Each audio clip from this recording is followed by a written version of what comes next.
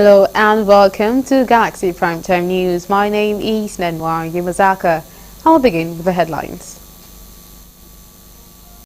President Tinubu says Africa has both the expertise and resources to grow, but said such developments may not materialize unless the leaders look inward. The Senate Committee on Environment expresses dissatisfaction over the inadequate allocation of funds to the Ministry of Environment in the 2024 budget. A foreign scene, a home in Altadena, reduces to its chimney after being destroyed by the devastating wildfire. Details of these and more will come to you shortly. Do stay with us.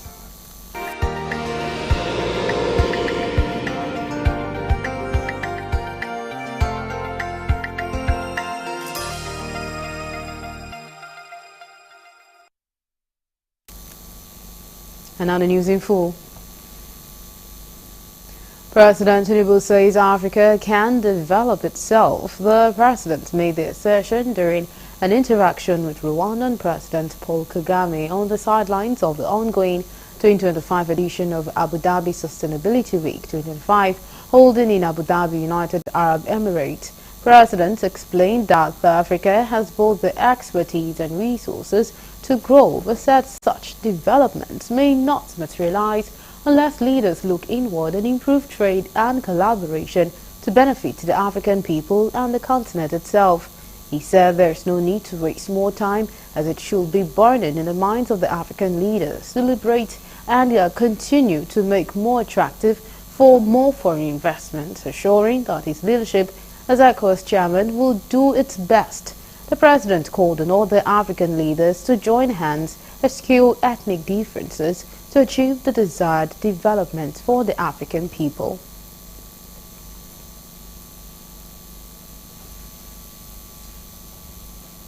Meanwhile, President Bola Tinubu has declined to give assent to the bill establishing the Federal University of Education located in Numan, Adamawa State, addressed to the President of the Senate, Godswill Akpabio, on Tuesday in Abuja. Correspondent Kulojo reports that in the letter, which was read during plenary, President Tinubu said his decision stems from unresolved land discrepancies and constitutional issues regarding disposal rights.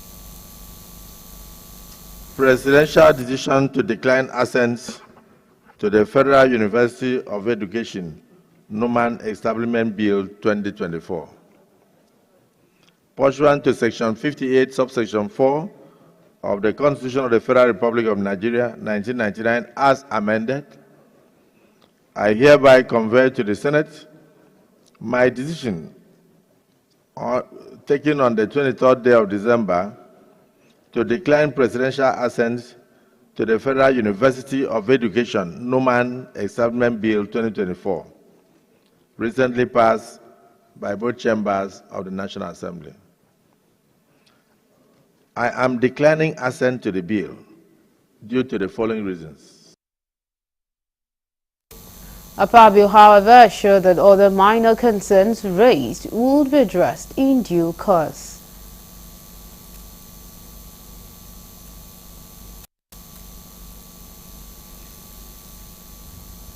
The Senate Committee on Environment has expressed strong dissatisfaction over the inadequate allocation of funds to the Ministry of Environment in the 2024 budget. Speaking after an interactive session, the committee chairman, Senator Ned Nwoko, described the situation as inhumane, highlighting the plight of over 5,000 Nigerians who have not received their salaries due to funding shortfalls. Look, in course of the budget presentation by the Ministry of Environment and the agencies, something that every Nigerian should know and must talk about is the fact that an agency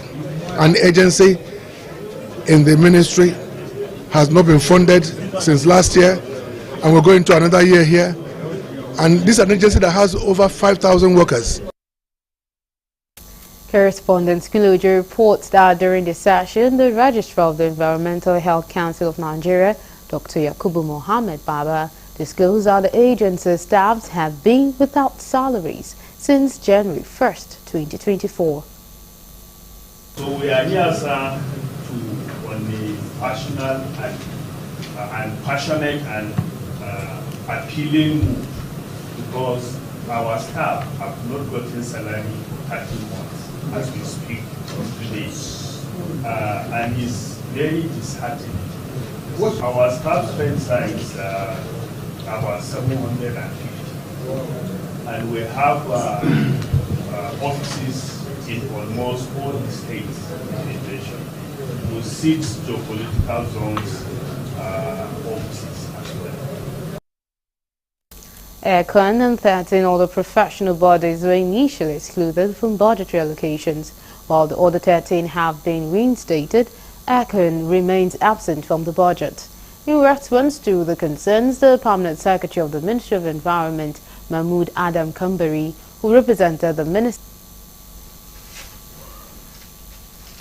The National Assembly has vowed to complete electoral reforms ahead of the off-cycle elections coming up this year. The President of the Senate, Godswill Akpabio, gave the assurance on Tuesday upon resumption of lawmakers from the Christmas break. Correspondent Kulojo reports that in a brief speech, Akpabio stressed that the foundation of every thriving democracy is viable electoral reforms, adding that it is not just a legislative duty but a moral imperative. He urged his colleagues in the 10th National Assembly to rise up to the responsibility to give to the Nigerian people a system that is transparent, credible, and reflective of their will. This moment is significant. We are at the end of first quarter of the 21st century, a time that demands bold action and visionary leadership. History is calling on us to make a difference, to write a new narrative for our dear nation, one of progress, justice, and boundless possibilities. So, distinguished colleagues, we must rise to this challenge. Let us be relentless in our pursuit of excellence, fearless in the face of obstacles, and unwavering in our love for our dear nation. Our work here is not just about legislation, it's also about shaping the future of a nation and leaving a legacy for generations yet unborn. The Senate President further stated that the National Assembly is working assiduously to conclude work on the 2025 appropriation bill, which is already before the relevant committees. Also, the National Assembly Joint Committee on Finance has criticized the failure of several government revenue-generating agencies to attend the 2025 budget defense session. The committee issued a 48-hour ultimatum for the agencies to appear or face withdrawal of the 2025 funding. Agencies affected include the Nigerian Port Authority, NIMASA, FIRS, Nigerian Postal Service, Nigerian Railway Corporation, NCAA, SUN, TETFON, NAFDAC, and others, including the Nigerian Space and Research Development Agency, National Insurance Commission, and the Bank of Industry. Chairman of the Senate Committee on Finance, Senator Sani Musa, noted that President Bola Tinubu had mandated all ministries and Chairman and Chief Executive Officer of the National Drug Law Enforcement Agency, NDLEA, Brigadier General Mohammed Buba Marwa, has expressed appreciation to the National Assembly, especially the Senate and House committees on narcotic drugs, for their commitment to the nation's fight against substance abuse and illicit drug trafficking, while he appealed for the continued support to enhance the capacity and capability of the agency to deliver on its mandate. Mara made the appeal on Monday 13th and Tuesday 14th January when he led his management team to defend the 2025 budget proposal of the agency before the House Committee on Narcotic Drugs and Senate Committee on Drugs and Narcotics, respectively. He equally thanks President Bola Ahmed Tinubu for his unrelenting encouragement to the NDLEA. In the budget proposal for 2025 fiscal year, the agency was allocated 67,512,564,063 naira 80 kobo, with recurrent personal costs taking over 47 billion naira, recurrent overhead over 3 billion naira, a capital expenditure of over 16 billion naira. He explained that the recurrent personal cost reflects the nominal role of the agency's staff strength, totaling over 14,038 officers, men and women, while the recurrent overhead cost covers the operational expenses of intelligence gathering, arrest, seizures, investigations, and prosecutions. Speaker of the House of Representatives, Honorable Abbas Tajuddin, has reaffirmed the House commitment to strengthening security through legislative actions that enhance frameworks and address emerging threats, expressing sorrow over the loss of gallant soldiers in Borno State who sacrificed their lives in a fight against terrorism. The Speaker, represented by Deputy Speaker Honorable Benjamin Kalu during Tuesday's plenary in Abuja, commended their bravery and pledged continued support for efforts to end insecurity. Correspondent Nabuchi Kenabuchi completes the story on the House plenary on Tuesday. It was the opening of the lower chamber's legislative activities, and expectedly, lawmakers looked rejuvenated for the business ahead as they attended the plenary in their numbers. The first item that came up was the terrorist attacks in Borno State, where the House condemned the attacks and commended the military for work well done. Deputy Speaker, who was represented at the plenary, also highlighted the tragic loss of lives in Gidan Sama and Rumtua villages, Sokoto State, caused by unintended consequences of military operations, stressing the need for a stronger focus on civilian protection in conflict zones. These challenges, the resilience of our security agencies, deserve commendation. Their concerted effort have significantly reduced threats across the country, demonstrating their courage and the growing efficacy of coordinated military operations. The House remains steadfast in supporting these efforts through legislative measures that enhance security frameworks and address emerging threats. The House of Representatives also called on the federal government to earn support for the armed forces through increased funding, provision of modern equipment, and improved welfare packages.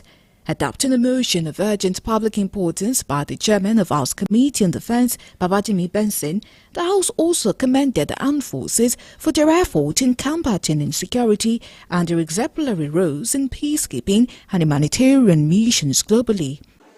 The House acknowledges the armed forces' role in humanitarian missions, disaster response, and support to civil authorities during emergencies, which underscores their multifaceted contribution to nation building. The House also acknowledged that these achievements were recorded in the face of daunting challenges, including inadequate funding, obsolete equipment, and welfare concerns. The House is concerned that lack of commendation for these outstanding achievements would likely dampen the morale of these gallant officers and men of the armed forces. Our armed forces are truly commendable for protecting us, for protecting our freedoms, and for keeping this country united over the decades. Mr. Speaker, I can say without any iota of doubt that our armed forces, they have demonstrated the highest level of nationalism, the highest level of professionalism, the highest level of commitment for keeping this country, not talking less of any other thing, united. Whilst the Nigerian Armed Forces toils night and day to ensure we are safe, it is obvious that we also lose a good number of these gallant men on duty. It is no longer in doubt that our fallen heroes have left people behind. A number of those they've left behind include widows and children. And I speak from the point of increasing the welfare of Nigerian armed forces to include aftercare and welfare of the people they've left behind, especially their children who may be of school age. If this House is able to move a step further, even if it's going to be quarterly, the way we can make an institutional arrangement for those that are still living first and see how we can be encouraging them. Even if it's just by resolution of the House, those that their commandants have so recognized them in the field and pick them one by one, and then for just 1 or 2 minutes, we celebrate them. And of course, those that are dead, I know, and as we speak, many of their family members are yet to collect their benefits.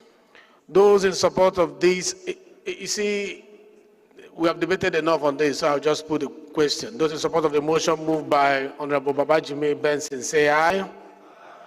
Those against, say nay. The ayes have it.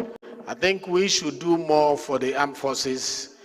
I think we are doing a lot, but we can do more. It won't be too much if we give the children of armed forces, servicemen, free scholarship.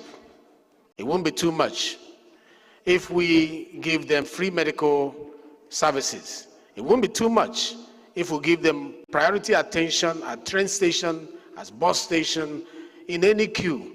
The House of Representatives has also mandated TED Fund to provide a detailed breakdown of its 2024 allocations and proposed 2025 budget estimates for beneficiary institutions before further implementation. This decision followed the adoption of a motion of public importance by Honorable Suleiman Gumi. Additionally, the House directed TED Fund to submit its audited accounts along with records of funds received by beneficiary institutions from 2018 to date for review. Disturbed by the reported cases of discrepancies in the tax collections, accruals, remittances, transfers, and issues surrounding the judicious utilization and equitable disbursement of the Education Tax Fund. Also disturbed that TED Fund's 2024 budget came without the necessary breakdowns and details of its expenditures/approval guidelines for legislative scrutiny as required by extant laws. Resolves to 1. Mandate the Tertiary Education Trust Fund to supply the House with a detailed breakdown of its 2024 allocations as well as 2025 proposed budget allocation estimates to beneficiary institutions before further implementation. The House of Representatives, however, adjourned the sitting until January 28, 2025.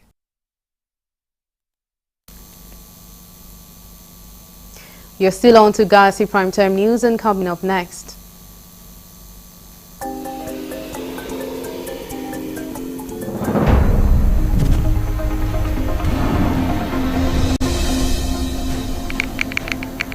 The Minister of Agriculture and Food Security discloses that the federal government has started taking delivery of the 2,000 tractors it ordered from Belarus. Details of these and more will come to you shortly. To stay with us.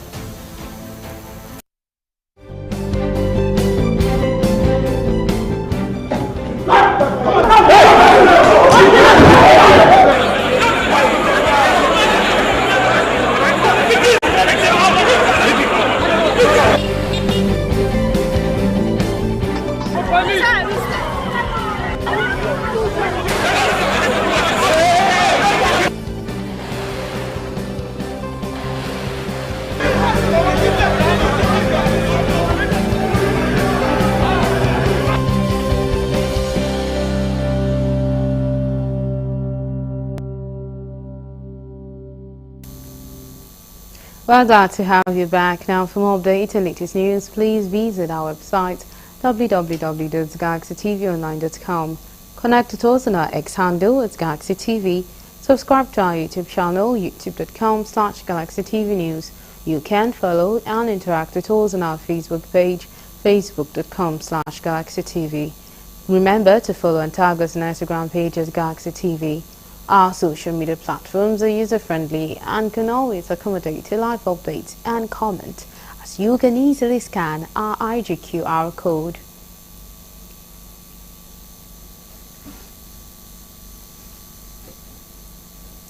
Strong indication has emerged from the Senate that public hearing on the tax reform bills will soon be held and presented for passage for third reading. Indications to this effect were given by Senator Abba Moro, who is the chairman of the ad hoc committee set up by the Senate in December last year for required interface with the federal government on grey areas and some of the provisions of the proposed tax reform. Correspondent Kulujo reports that Abba Moro, in an interview with journalists after over 2 hours closed-door session his committee had with the Attorney General of the Federation, Lateef Fagbemi-San, Chairman of Federal Inland Revenue Service, FRS Zak Adedeji, Chairman of the Presidential Fiscal Policy and Tax Reform Committee, Taiwo Oyedele, and Chairman of Revenue Mobilization, Allocation and Fiscal Commission, Mohammed Bello Shehu, said some agreement have been reached. Interface with the officials of government, the Attorney General of the Federation, the Chairman of FRS, Chairman of RAMFAC, and in the process of evaluating the contending tendencies regarding the tax bill, and we are in the process. We have agreed amongst ourselves that we must synthesize the whole processes to ensure that at the end of the day, we give to Nigerians what Nigerians want.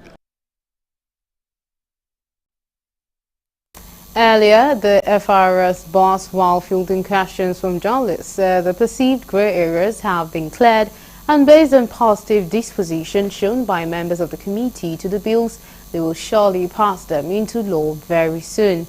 He maintained that all aspects regarded as grey area were discussed, identified, and the consultation has been positive.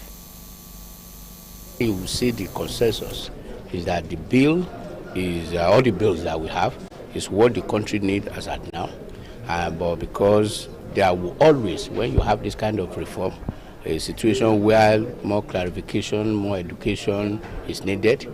So what has happened today is that you see the framer of the law started taking delivery of the 2,000 tractors it ordered from Belarus. He said the government is focused on crushing the price of food commodities in the country, hence the adoption of new measures to make farming seamless. Carry opined that food prices have started dropping due to good rainfall, a bumper harvest, and effective government policies. Confirming the delivery of the tractors, he said the 2,000 tractors and other equipment have started arriving in the country in batches. The minister said cutting-edge technology, such as the use of drones, would also be introduced in a new farming season to boost food production. He also revealed that Nigeria's agricultural sector is growing stronger and will continue to improve in 2025. Reports that we have received around the country, we have considerable positive harvest. What I mean by positive harvest is that we have a harvest that far exceeds that of the previous year in all the major staple crops that we have cultivated during the wet season in 2024. Going forward, we also have engaged and have launched the dry season of 2024/2025. We launched the dry season in Calabar, Cross River State, in November, I think about November 14th, when we had the council, the National Agricultural Council in Cross River State.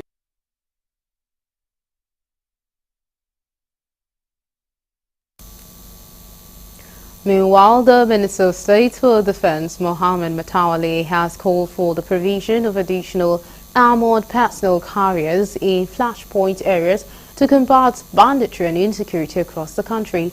Speaking during the 2025 Budget Defense session organized by the House of Representatives Committee on Defense in Abuja, he acknowledged the committee's support for the ministry's achievement while highlighting key challenges requiring urgent attention. He also called for increased funding for the ministry to address critical challenges. We have in 2024, we can be able to provide just 20 APCs. What 20 APCs can do in Katsina alone, Mr. Chairman, if we can be able to have 50 APCs that can go inside bush to flush out those criminals, I assure you, within 2 months, we'll finish the issue of banditry. But there's no skills. The committee reaffirmed commitment to improve the welfare of personnel and prioritizing the needs of fallen heroes and their families. In this, the National Assembly has consistently prioritized the defense sector in the national budget, with increased allocations in recent years. However, with these enhanced resources comes a heightened expectation for prudent, transparent, and impactful utilization. As representatives of the people, it is our duty to ensure that every naira is judiciously spent to strengthen the operational capacity of the armed forces and deliver tangible results. Finally, what I would like to say that the challenges that he has enumerated are things that we all know.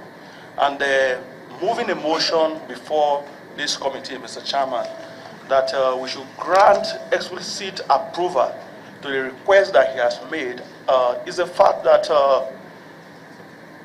one time we saw the Honorable Minister and the Chief of Defense Staff leading our troops to the Northwest, to confront the bandits. Initially, when we saw it on television, we thought it was the usual political engagement by our leaders, to just give us photographs and videos that will appeal to the masses. Please, don't overlook the payment of the junior staff. We have problem with some of them that don't receive their allowances on time, and they are the ones that normally fail you. The best thing is to please ensure that day in, day out, the welfare of your junior staffs are taken into consideration. They are your informants, they are your everything, they are your obstacles. If you treat them well, definitely you will not have these issues of failures. Every day we come to the National Assembly, there is matter of national urgent importance. That is, there is problem in some of the constituencies where we have attacks day in, day out, matter of national insurance, insecurity.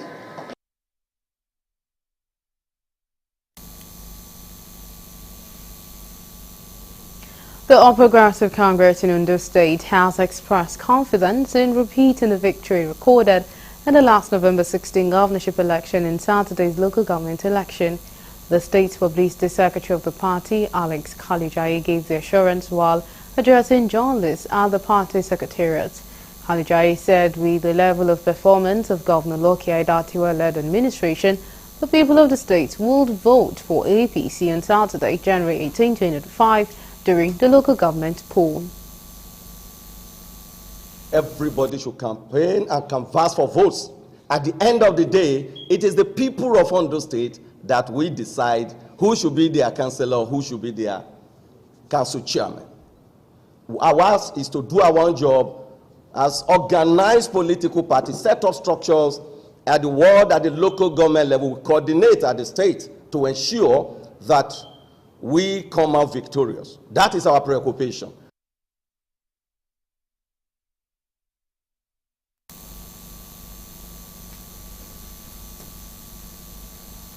The Nigerian Communications Commission, NCC, and Federal Consumer Competitive and Protection Commission, FCCPC, have signed a memorandum of understanding aimed to avoid regulatory uncertainty and create clarity for the benefit of all stakeholders in the communication sector. This, they say, is in furtherance of their joint responsibility to ensure the realization of the federal government's ease of doing business objectives. The Momentum event was held at the FCCPC headquarters in Abuja on Tuesday. In his remarks, Executive Vice Chairman of FCCPC, Tunji Bello, said the signing of the MOU symbolizes the convergence of two diligent government agencies in compliance with legal requirements to adjust consumer protection frameworks. Today we celebrate the beginning of a strategic partnership between two critical regulatory agencies. each committed to advancing the welfare of the Nigerian people through fair competition and robust consumer protection frameworks. This MOU is a testament to our shared vision of fostering a transparent, competitive, and consumer-focused telecommunications industry. By aligning our efforts, the NCC and FCCPC aim to avoid regulatory uncertainty and create clarity for the benefit of all stakeholders in the communications sector and in furtherance of their joint responsibility.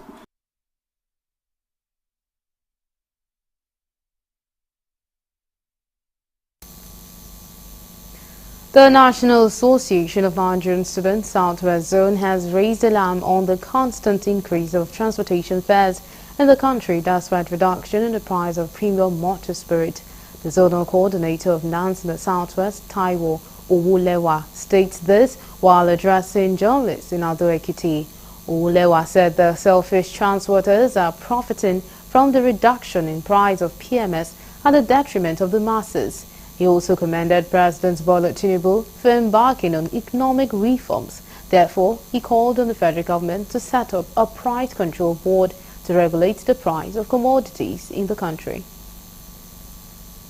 Concerned that despite the reduction in fuel price, transport fares across the country remain unreasonably high. This continues to place unnecessary strain on the pocket of the common man, especially students and working-class Nigerians. However, while we welcome the reduction in fuel price, we are concerned that the benefits of the reduction have not yet been fully reflected.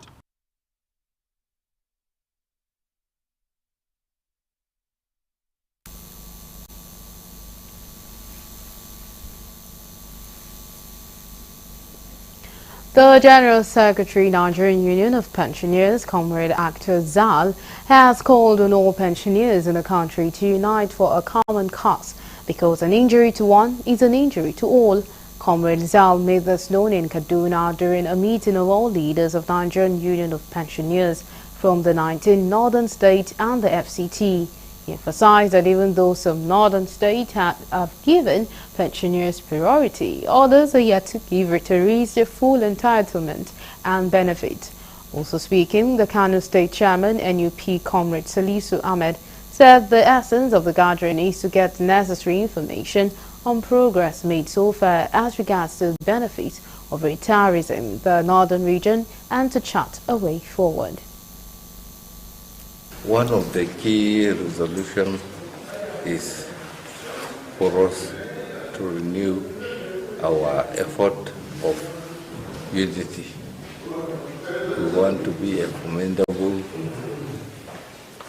force in NUP in Nigeria. We want each zone, like I mentioned, the zone north to west, northeast, north central. Categorically appealing to all our members to understand that the leadership of the Nigerian Union of Pensioners at a national and at a state level, we are partners in progress. Whether they are aware or they are not aware, we are always trying to protect their interests. That is our primary objective, we have been elected as a leaders. You know, to become a unionist, you have to exercise patience. So all those have retired from 1st January. The Nigeria Customs Service says it has impounded over 183,505 pounds of rice, 76 figures of animal wildlife, 1 million litres of petrol from economic saboteurs in 2024. The Controller General of Customs, Adewale Adeniyi, while briefing newsmen on the activities of the agency in Abuja, added Customs has recorded over 6 trillion naira to surpass the 5 trillion naira target. Correspondent Kulujo completes the story.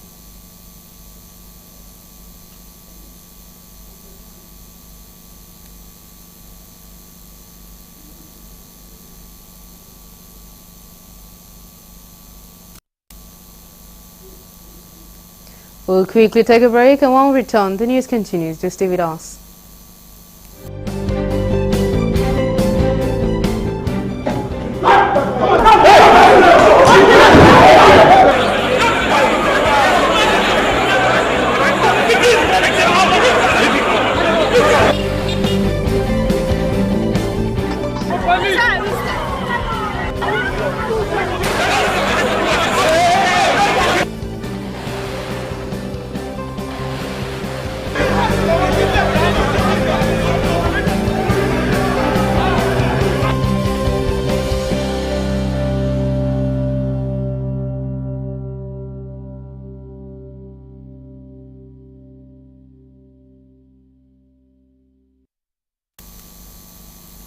We're glad to have you back. Now, the Nigeria Customs Service says it has impounded over 183,505 pounds of rice, 76 figures of animal wildlife, 1 million litres of petrol from economic saboteurs in 2024. The Country General of Customs, Adewale Adeniyi, while briefing newsmen on the activities of the agency in Abuja, added Customs has recorded over 6 trillion naira to surpass the 5 trillion naira target. Correspondent Kulujo completes the story. Reeling out the achievements of the agency in the year 2024 in the area of enforcement, the Controller General of the Nigerian Customs Service, Adewale Adeniyi, said the agency's enforcement led to the arrest of 55 suspects who are being prosecuted. He disclosed that a total of 5.9 trillion naira was generated from 76 figures of animals and wildlife, 9 million naira from 183,505 pounds of rice and other disputed items, with 1,706,656 litres of petroleum product from economic saboteur in 2024. Our enforcement activities also revealed evolving patterns in environmental and wildlife crimes, with 76 seizures of animal and wildlife products which were valued at 5.93 billion. We also maintained vigilance over trade-sensitive goods, as evidenced by the seizure of 183,525 bags of rice in 2024. Additionally, significant seizures were made of other restricted items, including 3,785 bales of textile valued at 945.9 million and various quantities of footwear, beverages and other consumer goods. Against the background of consistent growth in the revenue collection in 2024, Adeniyi said the agency recorded over 6 trillion naira, which surpassed the target 5 trillion naira, which represents 90.4% increase compared to 2023 revenue generation. He admitted that the collection was achieved through import duty waiver and import value-added tax concessions, adding that there is continuous engagement with the Ministry of Finance to ensure proper concession. Outlook for 2025. And as we move into this year, our strategic priorities have been carefully aligned with national economic objectives and the evolving global trading environment. The federal government has set an ambitious revenue target of 8 trillion naira for the sector. The Oyo State Commissioner of Police, Ayodele Shonubi, on Tuesday dismissed reports claiming a state of emergency had been declared in the state. In a statement issued by the State Public Relations Officer Adewale Osifesho in Ibadan, the command cautioned the public against spreading false and unverified information that could undermine the state's relative peace and stability. He said the State Police Command wishes to emphatically refute rumors and misleading information making rounds, particularly on social media, about the death of about 50 persons under mysterious circumstances and a subsequent declaration of a state of emergency as false and a figment of the author's imagination. He also said that the command further warns members of the public against the spread of fake and unverified news capable of disrupting the enviable relative tranquility in the state. He said all law-abiding residents of the state are enjoined to go about their lawful businesses without any fear or molestation, as the command will not renege on its statutory duties of protecting all lives and properties. Benue Police Authority has warned all those involved in arms dealing, fabrication and selling of arms to hoodlums, kidnappers and other criminal elements in the state should desist from such acts, otherwise the long arm of the law will catch up with them. The State Commissioner of Police, Steve Hassan Yabanet, disclosed this to newsmen at the command's headquarters in Makurdi, where he paraded 8 suspects arrested for various offences. 3 of them arrested for gun manufacturing with fabricated pistols, AK-47 rifles and double-barrel guns, and working tools recovered from them in Guma and Kwande local government areas on the 10th and 11th of January 2024. The Commissioner of Police also paraded other armed rob suspects for attacking their victims, killing one of them. The CP assured that all the suspects will be prosecuted after investigation has been concluded. 11th January 2025, the team of policemen stormed a said factory at Mbafa and arrested one Friday, Andrew Kwenwe, and one Yowashima, all of the same address. On the spot search of the factory, it led to the discovery of 9 fabricated, locally made pistols. And now move over to the foreign desk for more news.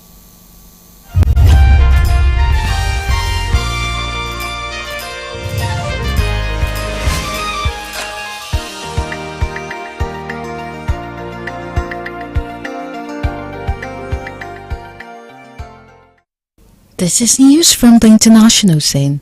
A home in Altadena is reduced to its chimney after being destroyed by the Eaton fire. Michael Stalker and his family have just survived a devastating wildfire. Now they have to face a daunting new challenge that he had hoped to never experience again, the Los Angeles housing market. After losing the Altadena home that he owed in Eaton fire, he was scoring for a new place to rent and having little luck. What's available is not nice at all, and the rents have gone up a lot, Stoke told newsmen. I told my teenage daughter we had to accept we would live somewhere not very nice. The Los Angeles area already has one of the most expensive real estate markets in the country, and with thousands now displaced by the Palisades and 18 fires, Angela knows they're anxious that the sudden surge in demand could make rents and home prices soar even higher. California has an anti-price gouging law that prevents landlords from raising rent more than 10% after the government declares an emergency. It applies to both existing and tenants in new leases. Many Los Angeles County buildings are also covered by rent stabilization laws, which prevent landlords from raising the rent for existing tenants above a certain percentage, even in normal circumstances. It is illegal, you cannot do it, California Attorney General Rob Bonta said at a press conference. It is a crime punishable by up to a year in jail and fines. Not everyone was certain that the law would be completely enforceable, however. We are aware of that, but my question is, how is that being regulated and who is monitoring that? Said Jessica Heredia, a realtor based in high-end Brentwood neighborhood for the last 20 years. Negotiators are set to reconvene in Qatar to try to finalize a deal for a ceasefire in the Gaza Strip and for the release of hostages, with signs that Israel and Hamas are on the brink of an agreement. A Palestinian official familiar with the negotiation told newsmen that for the first time in the war, delegations from Israel and Hamas are conducting indirect talks in the same buildings. Hamas is also said to have dropped its condition for Israel troops to leave the Strip. U.S. President Joe Biden said a deal was on the brink of coming to fruition. An Israeli official also told newsmen that a deal was possible in hours, days or more. The new impetus comes after a threat by U.S. President-elect Donald Trump that hell will break loose if no deal is reached by the time he is inaugurated on 20 January. Biden spoke with Israeli Prime Minister Benjamin Netanyahu and with Sheikh Tamim bin Hamad Al Thani of Qatar, who is mediating the negotiations. The Palestinian official told newsmen that Hamas and Israeli officials had 6 hours of indirect talks in the same building on Monday. Both sides agreed that Hamas would release 3 hostages on the first day of the agreement, after which Israel would begin withdrawing the troops from populated areas. U.S. President-elect Donald Trump would have been convicted of illegally trying to overturn the results of the 2020 presidential election, which he lost, if he had not successfully been re-elected in 2024, according to the man who led U.S. government investigations into him. The evidence against Trump was sufficient to obtain and sustain a conviction at trial. Special counsel Jack Smith wrote in a partially released report. Trump hit back, saying Smith was deranged and his findings were fake. Trump was accused of pressuring officials to reverse the 2020 results, knowingly spreading lies about election fraud and seeking to exploit a riot at the U.S. Capitol on 6 January 2021. He denied any wrongdoings. Trump, who was president at the time of the alleged crimes, subsequently spent 4 years out of office. Last week, a court ordered the government to facilitate the rescue operations that has been long delayed. The story contains a video that some people may find distressing. last year, arguing that the miners had entered the shaft in Stillfontein deliberately without permission. The authorities took a hard line, blocking food and water supplies. In November, one government minister said, "We are going to smoke them out." More than 100 of the illegal miners, known basically as Zamazamas, have reportedly died underground since the crackdown began at the mine some 145 kilometers southwest of Johannesburg. Spain is planning to impose a tax of up to 100% on the value of properties brought by non-residents from countries outside the EU, such as the UK. Announcing the move, Prime Minister Pedro Sanchez said the unprecedented measure was necessary to meet the country's housing emergency. The West faces a decisive challenge to not become a society divided into two classes, the rich landlords and poor tenants, he said. Non-EU residents bought 27,000 properties in Spain in 2023, he told an economics forum in Madrid, not to live in, but to make money from them. Which in the context of shortage that we are in, we obviously cannot allow, he added. The move was designed to prioritize available homes for residents, the Spanish Prime Minister said. Sanchez did not provide any more details on how the tax would work or nor a timeline for presenting it. To Parliament for approval, where he has often struggled to gather sufficient votes to pass legislation.